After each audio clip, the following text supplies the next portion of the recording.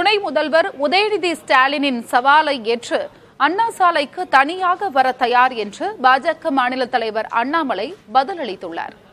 சேலத்தில் செய்தியாளர்களிடம் பேசிய அவர் அண்ணா சாலையில் எந்த இடம் என்று கூறுமாறு கேள்வி எழுப்பியுள்ளார்.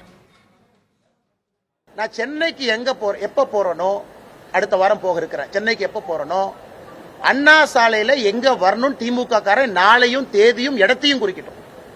அண்ணா சாலைனா பொத்தமுதுவா எங்க, நீ இடத்த முடிவு பண்ணு. அண்ணா சாலைக்கு நான் வர்றேன், இடத்த குறிப்பிட. அண்ணா சாலைக்கு இங்க வாங்க, அண்ணா சாலைக்கு இங்க வாங்க. நான் தனியால வர்றேன்.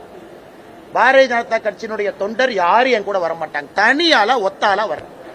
நீ மொத்த படையும் திமுக படையும் மொத்த போலீஸ் போர்ஸ் வச்சு நீ தடுத்து நிறுத்தி பார். நேற்று நான் சொன்னதிலிருந்து எப்பொழுதும் பின்வாங்க போவது இல்லை. நான் நேற்று சொன்னேன், கெட் அவுட் மோடி அப்படிங்கிற வார்த்தையை தமிழ்நாட்டினுடைய துணை முதலமைச்சர் உதயநிதி ஸ்டாலின் மேடையில பயன்படுத்தினார். அவர் வாயிலிருந்து அவர் வரட்டும். இன்னைக்கு சமூக வலைதளத்தில் பார்க்கிறேன், ஒரு பக்கம் கெட் அவுட் மோடின்னு ஒரு குரூப், இன்னொரு பக்கம் பால்டாயில் பாபுன்னு ஒரு குரூப்.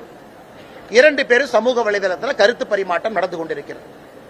நாளைக்கு காலையில இன்னைக்கு முழுசுமா திமுக ஐடிவிங்க எல்லாம் சேர்ந்து நீங்க முக்கி இன்னைக்கு முழு ராத்திரி உட்கார்ந்து கெட் அவுட் மோடின்னு எவ்வளவு ட்வீட் போடுங்களோ போடுங்க.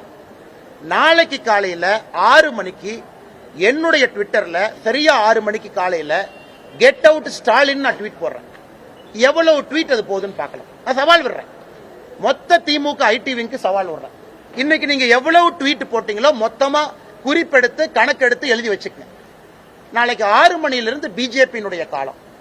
நாங்க எவ்வளவு போடுறோம் குறிப்பெடுத்து கணக்கு பார்த்து நீ போடுற ட்வீட்டுக்கும் பாரதிய ஜனதா கட்சியினுடைய தொண்டர்கள் பொதுமக்கள் போடுற ட்வீட்டுக்கும் எவ்வளவு வித்தியாசம் இருக்கு. நாளானைக்கு காலையில் இந்த பஞ்சாயத்தை முடிவு கொண்டு வரலாம்.